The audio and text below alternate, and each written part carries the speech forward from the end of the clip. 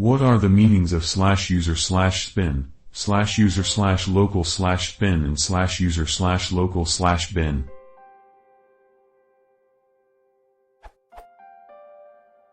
Let's get clear with all bin and spin folders from file system hierarchy standard. /bin is for system level binaries.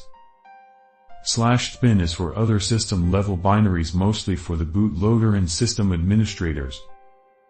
/user/bin is for not essential binaries.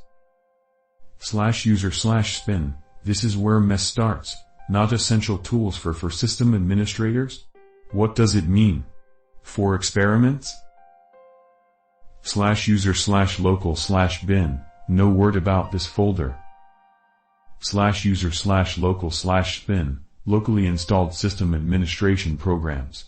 Again? How about /user/spin?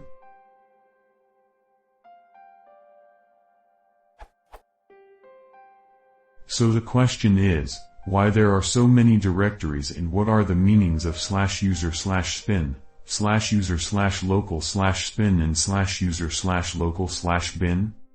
Many programs are distributed through archives and we have to build them from source code. Usually they have makefile, so it's quite easy.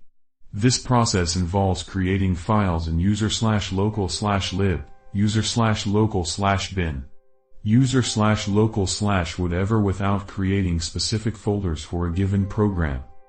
Why is it so? I think it's not right because if we need to remove the program we have to manually delete every of its files if the program's creator didn't take care of it.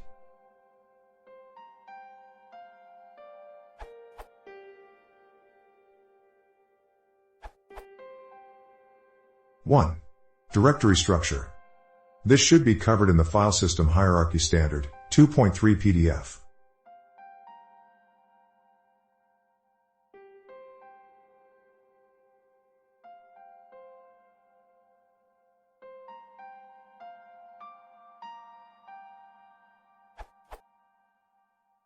Two.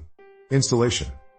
I use a package manager wherever possible, for example yum or apt-get.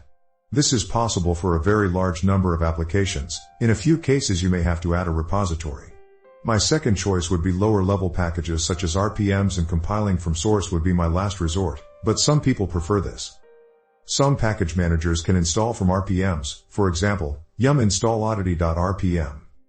If you are compiling from source, it's probably not a huge step to create your own package so that the system installer knows what you've done. Then your problem reduces to, for example, yum remove package name.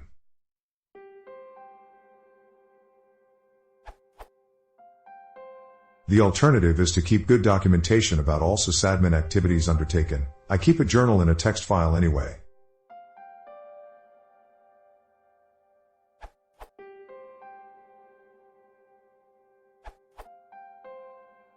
Stuff in all the /spin directories tend to be only useful for system administrators. You can keep them out of your path if you're a normal user. The different directories don't make much sense if you have a single Unix machine on a single disk, but make more sense if you have a big system and different partitions. Remember that a lot of these habits were made in the 80s and 90s when systems were a bit different.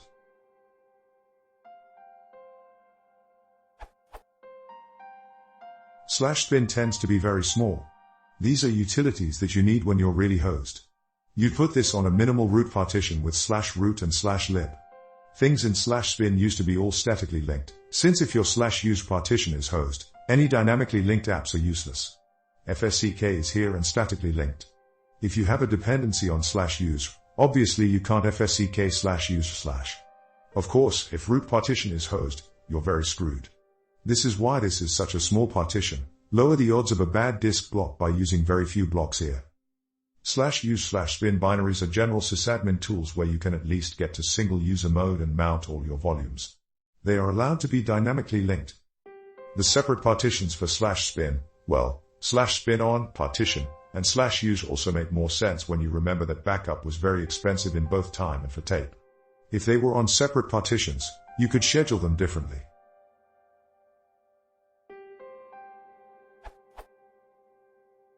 /use/local can be a network file system. So locally written sysadmin tools that can be shared across many machines sometimes go into /use/local/spin. Obviously no network fixing utils can go there. Again, a lot of things made more sense on big machines in a networked environment on managed machines with multiple volumes, less so with one Linux machine on a single root partition.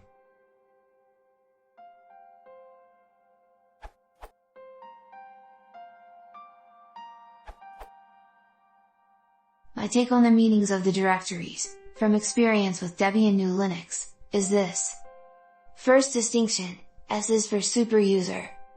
S before a bin directory indicates that it contains tools which are normally only useful to administrators. Note that for example ifconfig also belongs to this category, and I like to invoke ifconfig as a regular user, to check if I got an IP address, network connectivity, which makes this distinction not as hard as it might seem. Second distinction, local is for local data.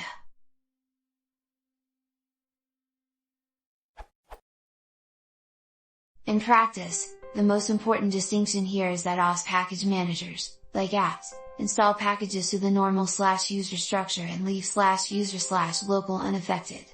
This allows locally compiled packages or company internal scripts provided by the system administrator to be placed under /user/local, where they will never interfere with the properly packaged files.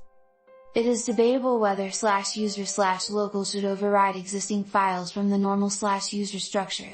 See, is it dangerous to have /user/local/bin ahead of /user/bin in one's path? For some details on this. Third distinction, the top level /bin and /bin directories.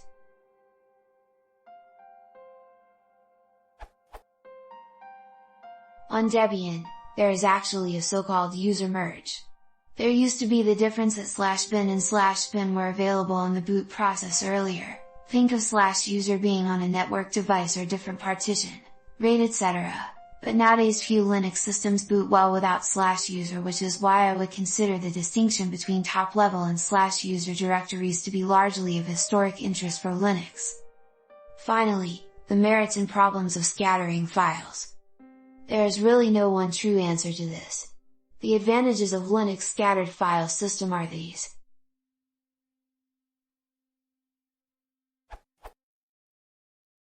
All binaries reside in few directories.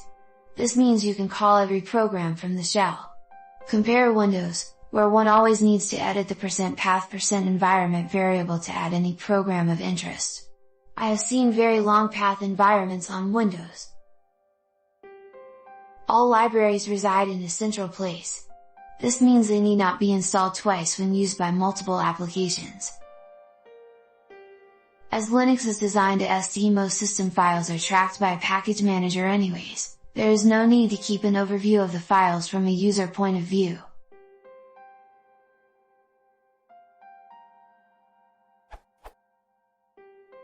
Due to FHS standardization, documentation also resides in central places, allowing systems like man, info and support of README files to work as expected. It is easier to rely on a program being installed in a fixed place. Everyone writes !/bin/she or similar at the beginning of scripts and it just works. Consider a system where the shell will go to a different directory. How would one know what name it will take? If interested, check the various ways to install Perl or LaTeX on Windows to see how complicated this can get.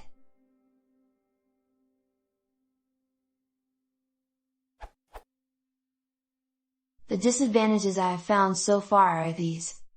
Normally, it is harder to get to run applications portably in the sense of portable applications for Windows. On Linux, it is not as easy to just copy the program to another computer. One needs to have the package, which requires root permissions, or deal with ld_library_path to point applications to different search paths for the requeried libraries. Installing multiple versions of the same program needs to be supported explicitly, whereas on systems with one directory per program this is often less of an issue. Managing the files without a package manager is error-prone, as already mentioned.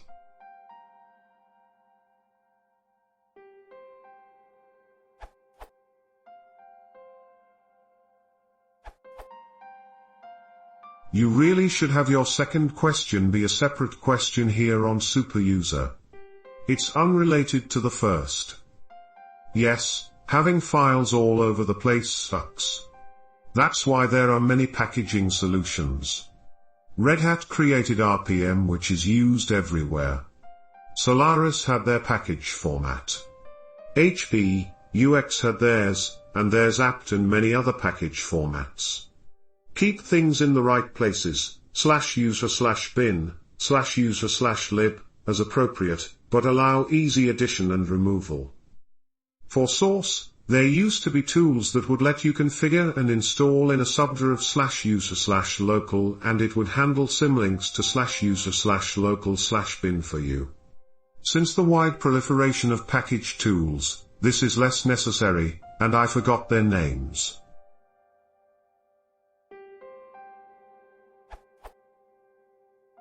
Some people like to install in /opt/packagename and keep everything together there. The good, everything is in one directory, and an uninstall is rmrf/opt/packagename.